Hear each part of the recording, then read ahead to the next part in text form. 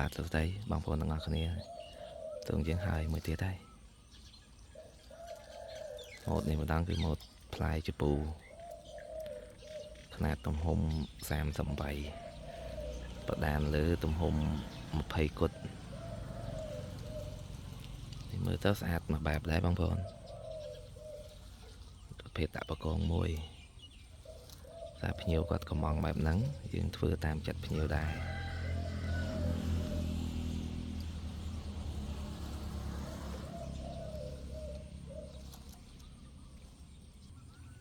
នេះម៉ត់ថ្មីយើងធ្វើបែបនេះ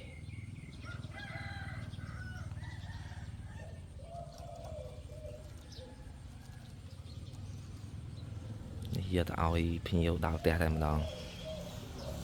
ខាងថ្នល់លំបែកបែកគូស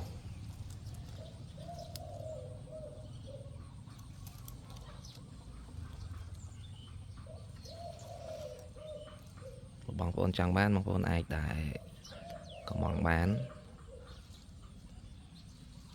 បាទអរគុណច្រើន